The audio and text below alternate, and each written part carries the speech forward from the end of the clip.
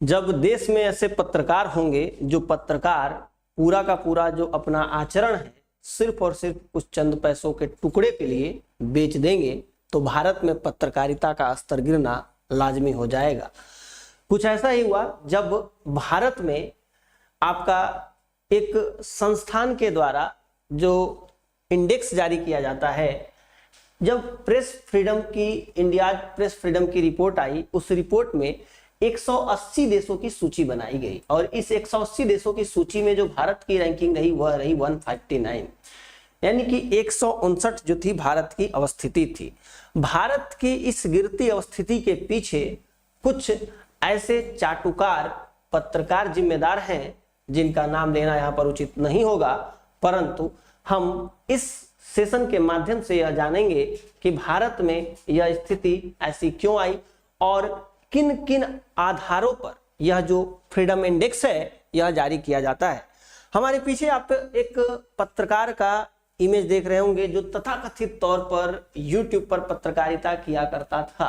वर्तमान समय में यह व्यक्ति बीजेपी का एक जो है कि बीजेपी से टिकट प्राप्त करके बिहार से यह सांसद का चुनाव लड़ रहा है।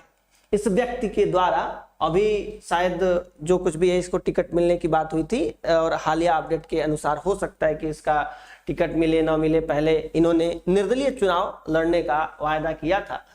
जनता के द्वारा इनको बड़ी मात्रा में सपोर्ट भी मिला। इनका चैनल हुआ करता था जिसका नाम था सच तक न्यूज और उस सच तक न्यूज का नाम अभी हाल फिलहाल में बदल करके इनके नाम पर Manish Kashyap the son of Bihar हो चुका है।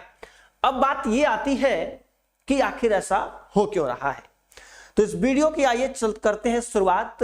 इंडिव्यूअर प्रेप के इस ऑनलाइन प्लेटफॉर्म पे मैं आप लोगों को पहले ही सूचित कर दूं कि इंडिव्यूअर प्रेप का उद्देश्य किसी की भावनाओं को हताहत करना नहीं है।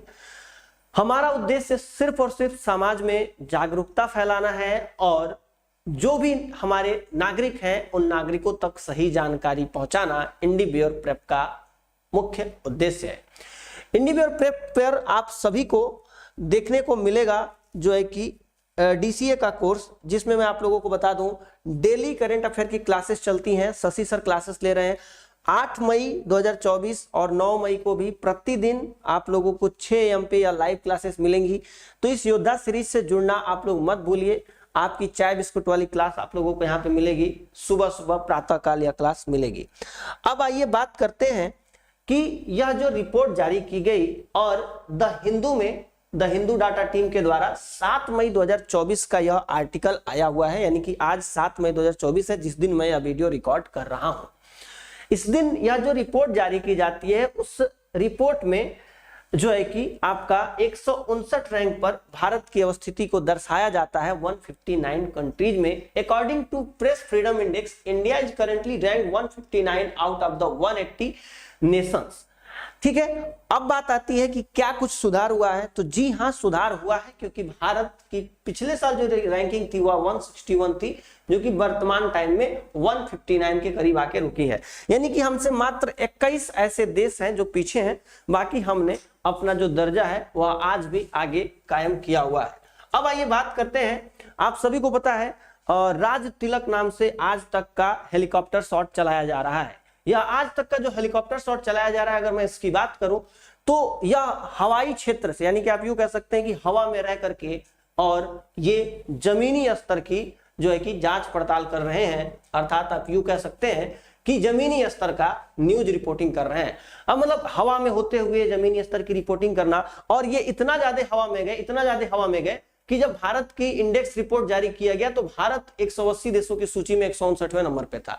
यानी कि इन्होंने इतना ज्यादा इतना उड़ा दिया कि कुछ कहने का नहीं। तो आप समझ सकते हैं कि हवा में आखिर कौन सी रिपोर्टिंग हो रही है, और हवा में ये जो रिपोर्टिंग हो रही है ठीक इसी तरीके से हमारा इंडेक्स रिपोर्ट भी हवा में उड़ता चला जा रहा है। और ये सिर्फ और सिर्फ ये चंद कुछ चाटुकार पत्रकारों की वजह से संभव हो पाया है, जिनकी वजह से हमारा पूरा का पूरा जो यह पत्रकारिता जगत है, यह जो कि हमारा चौथा स्तंभ भी कहा जाता है, यह पूरी तरीके से बदनाम हो चला है। आप देख सकते हैं कि ये जो एंकर महोदय हैं ये हवाई जहाज के मतलब हेलीकॉप्टर के माध्यम से पूरी रिपोर्टिंग कर रही हैं, अलग अलग जगह पर जा रही हैं, और ये क्या शॉट दिखाने का प्रयास किया जा रहा है हमें भी नहीं समझ में आता है। हो सकता है कि आपको समझ में आए तो जरूर आप बताइएगा। तो राज तिलक शायद आपने भी देखा होगा, आपको इस राज तिलक से क्या कुछ न्यूज मिला और कितनी सारी चीजें आपको पता चली, आई डोंट नो, परंतु जी हाँ, मुझे ये जरूर पता चला है कि हाल फिलहाल में नीट यूजी का जो आपका नीट का एग्जाम है, इस नीट के एग्जाम में पेपर कई जगह पर तथाकथित तौर पर लीक होने के मामले भी सामने आए हैं। 120 से भी ज्यादा छात्रों ने राजस्थान, ये पूरा का पूरा आपका राष्ट्रीय परीक्षा एजेंसी के द्वारा ये पूरी विज्ञप्ति जारी की गई है, आपको ये पीडीएफ मिलेगा तो आप उस पीडीएफ में जाकर के पढ़ सकते हैं, पूरी विज्ञप्ति मैंने जोड़ी है। ये 5 मई को जो आपका एग्जाम हुआ था, इस 5 मई को हुए एग्जाम में एक आपका बालिका इंटर कॉलेज जहां पर यह एग्जाम हो रहा था, उस कॉलेज में हिंदी माध्यम के छात्रों को, राजस्थान और छत्तीसगढ़ जैसे जगहों पे हिंदी माध्यम के छात्रों को अंग्रेजी का पेपर दे दिया गया और 120 ऐसे छात्रों की जिंदगी तबाह हो रही है। वो छात्र चाहते हैं कि भाई हमें बेहतर तरीके से पारदर्शिता के माध्यम से एग्जाम कराया जाए। आप सभी ने देखा होगा कि जो नीट यूजी 2024 का पेपर है वह लीक हुआ। एनटीए डिनाइज एलिगेशन, एनटीए कह रही है नेशनल टेस्टिंग एजेंसी कि भैया नहीं, तुम चाहे जितना चिल्ला लो ये गलत है। भारत में एक राज्य है जिसका नाम है उत्तर प्रदेश, जिस उत्तर प्रदेश में प्रश्न आने के पहले उत्तर कुंजी बाहर आ जाती है, इसीलिए इसे उत्तर प्रदेश कहा जाता है। और इस राज्य में 2 एग्जाम हुए हाल फिलहाल में, पहला हुआ आपका आरओ का एग्जाम, दूसरा हुआ आपका जो है कि आपका यूपी पुलिस का एग्जाम। दोनों एग्जाम लीक हुए, हमारा मीडिया इस पर खामोश था, मीडिया ने बिल्कुल इस पर चुप्पी साध रखी थी। बहुत सारी ऐसी न्यूज है जिन न्यूज को हमारा मीडिया कवर तो करता है, परंतु उस न्यूज को उतना दिखाया नहीं जाता क्योंकि उससे उनकी टीआरपी नहीं बनती है, उससे वो सत्ता पक्ष से सवाल पूछने से डरते हैं। और जब जब पत्रकारिता कमजोर होती है तब तब सत्ता पक्ष हावी होता है, और सत्ता पक्ष का हावी होना यानी कि अधिनायकवाद यानी कि डिक्टेटरशिप का आना। और यही बातचीत मैंने आप लोगों को डिक्टेटरशिप वाले वीडियो में बताई थी, और मैंने ध्रुव राठी की बातचीत को समर्थन भी किया था, और मैंने आप लोगों को बताया था कि वी वांट अ निरंकुशवादी शासक तो हमें नहीं चाहिए, परंतु हमें एक उदारवादी यानी कि बेनोडेंट टाइप डिक्टेटरशिप चाहिए, उदारवादी व्यवस्था चाहिए। अब बात आती है कि जो आपका राजस्थान छत्तीसगढ़ नीट के गलत पेपर बटे, लीक का आरोप, एनटीए बोला, कुछ बच्चे समय से पहले सेंटर से भागे, बिहार से 9 सॉल्वर अरेस्ट हुए हैं। तो अब आपका ये 23 घंटे पहले की न्यूज है, नीट जैसे एग्जाम में भी ऐसी चीजें होने लगी हैं। कुछ दिनों बाद हो सकता है कि आपको यह भी सुनने को मिले कि यूपीएससी का पेपर लीक हो गया, यूपीपीसीएस का पेपर, चूंकि आप लोगों को पता है ये पहले ही लीक हो चुका है। तो तमाम ये सारे के सारे आरोप जो लगाए जा रहे हैं। इसके अलावा आप लोगों ने बिहार में भी देखा होगा, बिहार में भी मैं आप लोगों को दिखा दूं, ये जो आपका भी बीपीएससी जो आपका ट्री वाला जो एग्जाम हुआ था, उस बीपीएससी वाले एग्जाम में भी आप लोगों ने देखा होगा कि इस बीपीएससी के एग्जाम में भी पेपर लीक होने के मामले सामने आए थे। तो ऐसे चुनिंदा मामले देखने को मिलते हैं, परंतु इस पर हमारा जो मीडिया है वह मौन नजर आता है। अब बात आती है, ध्यान रखते चलेगा, 159 कंट्रीज में जो इंडिया की रैंकिंग है वह रही है आपका 159 180 कंट्रीज में, और जो पहले था वह 161 था, यानी कि थोड़ा बहुत हमने वृद्धि की है, इससे ज्यादा नहीं किया है। यहाँ पर देखते चलिएगा आप सभी, यह पॉलिटिकल है, इसके अलावा इकोनॉमिकल है, और अलग अलग इसमें रेटिंग है कि किसमें हमको कितना स्कोर मिला है। ओवरऑल अगर स्कोर की बात करें तो 31.28 हमारा टोटल स्कोर है। The violence against journalist, the politically partitions, media and the concentration of media ownership. देखिएगा, मैं आप लोगों को बताऊं, एक बहुत ही बड़ा चैनल एनडीटीवी हुआ करता था, और जिसके पत्रकार अभी भी है, जिसके पत्रकार थे रवीश कुमार जी ने वहां से अपनी पत्रकारिता छोड़ दी, उसके उन्होंने रीजन भी बताए। इसके अलावा आप सभी ने देखा होगा न्यूज क्लिक ऑन के तमाम ऐसे पत्रकार जिनके ऊपर छापेमारी की गई, जिनको परेशान किया गया। और इसके अलावा मैं कुछ ग्राफ्स आप लोगों को दिखा दूं, जिन ग्राफ्स के जरिए आप समझ सकते हैं कि भारत में क्या कुछ चल रहा है। The state of world press freedom, जिसमें गुड सिचुएशन वे कंट्रीज है लाइक नॉर्वे, जो आपके स्कैंडिनेवियन कंट्रीज हैं, ये ऐसी कंट्रीज हैं जो ग्रीन कलर से आपको दिखाई दे रही हैं, जहां पर पत्रकारिता का स्तर अच्छी स्थिति में है, बट सेटिस्फैक्टरी यानी कि संतोषजनक है कुछ कंट्रीज में जो येलो रीजन से दिखाई गई हैं, जैसे कि ये कंट्री, जैसे कि ये कुछ कंट्रीज, जैसे कि ये कंट्रीज ऑस्ट्रेलिया, न्यूजीलैंड वगैरह, जैसे कि आपका दक्षिण अफ्रीका। तो ये कंट्रीज में संतोषजनक है। जो आपका पिंक कलर है वहां पर जो है कि ऐसी सिचुएशन है जिसको हमें ध्यान में रखने की जरूरत है, यानी कि नोटिसेबल प्रॉब्लम्स, और जो आपका थोड़ा सा कम रेट है वह डिफिकल्ट यानी कि काफी कठिन सिचुएशन में है, और वेरी सीरियस सिचुएशन है आपका, और वह है आपके इंडिया में भी, यानी कि हमारा इंडिया भी इन्हीं डिफिकल्ट सिचुएशन से गुजर रहा है जिनसे गुजर रहा है आपका रसिया, चाइना, आपके मिडिल ईस्ट के देश, कुछ अफ्रीकन कंट्रीज, और इसके अलावा जो है कि आपका पाकिस्तान, और इसके अलावा आपका कह सकते हैं कि श्रीलंका वगैरह। हाँ, कुछ एक देश है जो हमारे भारतीय उपमहाद्वीप के जो भारत से भी अच्छी स्थिति में है, परंतु मैं आपको बता दूं सबसे अच्छी स्थिति में आज भी नॉर्वे, डेनमार्क और स्वीडन जैसे देश अपनी अच्छी स्थिति बनाए हुए हैं, जिनके स्कोर की बात करें 92, 91 के आसपास इनका स्कोर है, मतलब 85 प्लस इनके स्कोर्स हैं। और जो लोवेस्ट रैंक है उसमें है आपका अफगानिस्तान, सीरिया और अलग अलग कंट्रीज।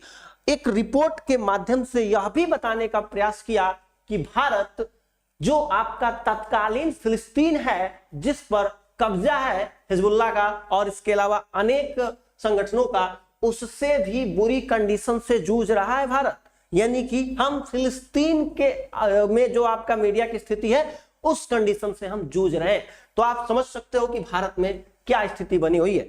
कुछ और भी आप लोगों को डेटा में दिखाना चाहूंगा। ये डेटा है आपका कि कितने सारे जर्नलिस्ट हैं जिनको जो है कि जेल में डाल दिया गया, और ये है आपका BJP replaced Congress as government on 26 May 2014, और उसके बाद के आंकड़े आप देख लीजिए। देखिए यहां पर तथाकथित तौर पे सुनी सुनाई बातों पे यहां पर बातचीत नहीं हो रही है। हो सकता है कि बहुत सारे छात्र यहां पर आएंगे, मुझे दो चार बातें बोलेंगे और कहेंगे अरे सर नहीं आप बीजेपी विरोधी हैं। भाई देखो, हमारा उद्देश्य आपको चीजें पढ़ाना, बताना। न तो हम यहाँ पर बीजेपी विरोधी हैं, न तो हम कांग्रेस के समर्थक हैं। हमें किसी से न तो पैसा मिल रहा है और पैसे की उम्मीद भी नहीं है, चाहिए भी नहीं। अब समझिए, मैं आपको बताऊं 2014 में, देखिए 2014 में कि जो जर्नलिस्ट थे उनकी क्या स्तर था उनका जो है कि अरेस्ट होने का, ये आप देखिए कितना लोवेस्ट है, 1। और धीरे धीरे यह स्तर 2015 में बीजेपी की गवर्नमेंट आने के बाद कैसे बढ़ा, 2016 में कम हुआ, 2017 में फिर बढ़ा, 2018 में कम हुआ, 19 में फिर बढ़ा, 20 में जब कोरोना पीरियड आया तो और ज्यादा बढ़ा, और 21 में जब कोरोना पीरियड को लेकर के तमाम सारे पत्रकारों ने आवाज उठाई, न्यूज क्लिक, द वायर और इसके अलावा अजीत अंजुम और भी कई सारे पत्रकार, अभिसार शर्मा जैसे पत्रकारों को बुरी तरीके से प्रताड़ित किया गया, यातनाएं दी गई तथाकथित तौर पे। और ये बढ़ता हुआ ग्राफ आपको दिखाता है कि भारत में मीडिया की क्या स्थिति है आज के टाइम पे, कैसे प्रत्येक वर्ष 2023 तक की स्थिति दर्शाता है, लोगों को जेल में डाला जा रहा है। एक और आंकड़ा मैं आप लोगों को दिखा दूं कि ऐसे हॉट स्पॉट रीजन्स जहां पर यूपीए के अंतर्गत, ध्यान रखते चलिएगा, यूपीए के अंतर्गत जो है कि अनलॉफुल एक्टिविटीज करने के दौरान, यानी कि टेरर, आतंकवादी गतिविधियों के अंतर्गत पत्रकारों को गिरफ्तार किया गया, वैसे कौन से रीजन्स हैं? जिन रीजन्स में आप लोगों का जम्मू एंड कश्मीर जो है कि बड़ा क्षेत्र आता है, ये वे रीजन्स हैं, जैसे कि इधर आपका सियाचिन और पाक ऑक्युपाइड कश्मीर, ये वो रीजन्स है जहां पर भारत का वर्तमान समय में कब्जा नहीं है, परंतु भारत इसे अपना हिस्सा मानता है। आने वाले समय में हम इसे भी कवर अप करेंगे। अब बात आती है कि देखिए उत्तर प्रदेश, झारखंड, इसके अलावा आपका त्रिपुरा, इसके अलावा आपका है आपका मणिपुर, और इसके अलावा है आपका इधर महाराष्ट्र, इधर है आपका तमिलनाडु, तो यहाँ कर्नाटका। तो ये ऐसे राज्य हैं जिन राज्यों में बुरी तरीके से पत्रकारों को प्रताड़ित किया जा रहा है, उनके ऊपर टेररिस्ट का आरोप लगाया जा रहा है। और India rising use of terror law to criminalise journalist, कैसे इंडिया ने 2014 से, बीजेपी की गवर्नमेंट कब से आई, 26 मई 2014, कांग्रेस की गवर्नमेंट को रिप्लेस किया। देन आप देखोगे कि 2015 से कैसे यह डेटा बढ़ना शुरू हुआ, और 2021 जब कोविड चल रहा था उस टाइम पे यह सबसे ज्यादा था, और 2023 में भी स्थितियां वही हैं। लोगों के ऊपर अनलॉफुल एक्टिविटीज लगा करके किस तरीके से इलेक्शन के दौरान इंडिया में जो पार्टियां चल रही हैं वह कैसे जो पत्रकारों को रोकने का प्रयास कर रही हैं। अब मुझे नहीं लगता कि आपको यह समझने में देरी होगी कि क्यों भारत में पत्रकारिता का स्तर गिर रहा है, क्योंकि ये चुनिंदा वजहें, जिन वजहों से पत्रकारिता का स्तर गिर रहा है। यदि पता चला कि मैं बोल रहा हूं और मुझे बोलने के बाद जेल में डाल दिया जाएगा, तो हो सकता है कि मेरा यह आखिरी वीडियो हो जिसमें मैं इतने बुरे तरीके से बता रहा हूं आप सभी लोगों को कि भाई देखो ये चीजें हो रही। मैं फैक्ट के आधार पे बात कर रहा हूं, परंतु अगर कल को मुझे जेल में उठा करके डाल दिया गया तो भाई कल से हम भी क्या हो जाएंगे, या तो चुप हो जाएंगे या तो अपनी बातों को रखना व्यक्ति बंद कर देगा। ये हुआ भारत में। सॉरी, आप लोगों को पता है कि पत्रकार अब डायरेक्ट सरकार के निशाने पर हैं। कुछ फंडिंग का खेल या मोदी का डर क्या कुछ है। और ये न्यूज क्लिक के जो आपका न्यूज क्लिक चैनल है, न्यूज क्लिक, उसके पत्रकार हैं जिनको टारगेट पे लिया गया। द वायर के पत्रकारों को टारगेट पे लिया गया। एक समय पे यह काफी ज्यादा वायरल भी हुआ। आतंकी संबंध का आरोप अभिसार शर्मा पे भी लगाया गया, जो कि एक बेहतरीन पत्रकार है जिनके चैनल पे आप देखोगे तो 5 मिलियन प्लस सब्सक्राइबर भी हैं। न्यूज क्लिक और भी कई HW न्यूज और कई सारे चैनल्स के लिए ये काम भी करते हैं। और स्वतंत्र पत्रकारिता भारतीय समाज में, भारतीय राजनीति में का स्वतंत्र पत्रकारिता का आज के समय में कोई अस्तित्व नहीं है। यदि हम इन आंकड़ों को देखें तो हमें यही चीजें पता चलती हैं। अब बात आती है कि हाल के वर्षों में भारत की प्रेस स्वतंत्रता में तेजी से गिरावट आई। आइए जानते हैं कुछ चुनिंदा चीजों के द्वारा कि क्या क्या संदर्भ लिए जाते हैं। पहला तो हमारा लिया जाता है राजनीतिक संदर्भ कैसा है, हमारा कानूनी ढांचा कैसा है, आर्थिक संदर्भ यानी कि इकोनॉमिकल, और सामाजिक सांस्कृतिक संदर्भ, और सुरक्षा के स्तर पर। भारत के लिए स्कोर सभी में गिरा हुआ है, लेकिन सुरक्षा में जो संकेतक है वह थोड़ा सा बेहतर है। सुरक्षा में जैसे कि मैंने आप लोगों को स्टार्टिंग में ही दिखाया था, अगर आप लोगों ने देखा हो तो आप फिर से एक बार देख लीजिए। अगर आप लोग ना देखे हो तो ये मैंने आप लोगों को दिखाने का प्रयास किया था। सॉरी, थोड़ा सा रुके रहिएगा। हाँ जी, ये आपका इंडेक्स जो मैंने दिखाया था इंडिया के लिए, ये आप देख सकते हैं कि भारत की जो अवस्थिति की अगर हम बात करें तो भारत में जो इकोनॉमिक इंडिकेटर है 34.15 है, इंडिकेटर है जो आपका पॉलिटिकल 33.65, जो आपका लेजिस्लेटिव है वह है 42.92, सोशल है आपका 45.27, और सिक्योरिटी का जो है 27.12। सॉरी, मैंने बोला कि सिक्योरिटी वाला अच्छा है, सिक्योरिटी वाला सबसे ज्यादा, यानी कि व्यक्ति जो हमारे पत्रकार हैं वो सुरक्षित नहीं है। और जब तक आप खुद को सुरक्षित नहीं फील करेंगे आप स्वतंत्र पत्रकारिता नहीं कर सकते हैं, क्योंकि स्वतंत्र पत्रकारिता करने के लिए सबसे जरूरी है आपकी खुद की सुरक्षा, क्योंकि जब तक आप खुद सुरक्षित नहीं रहोगे आप क्या ही पत्रकारिता करोगे। बात आ रही है समझ में, तो ध्यान रखते चलिएगा। तो मैंने आप लोगों को बताया कि कौन कौन से इंडिकेटर को यहाँ पर रखा जाता है। रिपोर्ट्स विदाउट बॉर्डर संगठन, इसके द्वारा प्रकाशित प्रेस स्वतंत्रता सूचकांक के 2024 संस्करण में 180 देशों में भारत 159वें स्थान पर रहा। हालांकि यह पिछले साल की तुलना में थोड़ा सा सुधार है, परंतु भारत का प्रदर्शन लगातार खराब होता दिखाई दे रहा है। एक रिपोर्ट्स विदाउट बॉर्डर्स यानी कि बिना किसी बंधनों के रिपोर्ट्स जारी करते हैं, और इनका नाम है रिपोर्ट्स विदाउट बॉर्डर्स। इन्होंने यह इंडेक्स जारी करी है, मैंने आप लोगों को बता दिया। तो हो सकता है कि परीक्षा में अभी कभी प्रश्न पूछ लिया जाए, खास करके आपका वनडे एग्जाम्स और इसके अलावा आपका स्टेट पीसीएस वगैरह में यह रैंकिंग पूछ ली जाती है, मायने रखती है। तो ये आप लोगों को पता होना चाहिए। पिछले कुछ वर्षों में प्रेस स्वतंत्रता सूचकांक में भारत की रैंकिंग को दर्शाता है, और 2003 से लेकर के अगर हम देखेंगे तो भारत को 100 से अधिक स्थान दिया गया है, यानी कि 2003 से ही भारत 100 प्लस यानी कि 100 प्लस रह रहा है। और ये 100 प्लस कोई बेहतर स्थिति नहीं है, परंतु बुरी स्थिति है। और खास करके 2024 में आप देखोगे कि भारत 159वें नंबर पे है, जबकि पिछले वर्ष 161वें नंबर पे था। थोड़ा सा सुधार हम कह सकते हैं। सूचकांक के अनुसार भारत में प्रेस की स्वतंत्रता वर्तमान क्षेत्रों के बराबर, जैसे कि कब्जे वाले फिलिस्तीन के बराबर है, हमारी संयुक्त अरब अमीरात के बराबर है, या उसके अलावा तुर्की के बराबर है, एक कट्टर लोकतंत्र जो कि माना जाता है, और इसके अलावा रूस एक जो कि सत्तावादी शासन जहां पर माना जाता है, उनके बराबर की स्थिति में हम चल रहे हैं। मैंने आप लोगों को जो है कि चार्ट के माध्यम से भी दिखाया, जो मैप के माध्यम से आप लोगों को मैंने दिखाने का प्रयास किया था। तो आप देख सकते हैं कि भारत की क्या स्थिति है, इसमें कुछ कहने वाली बातचीत नहीं है।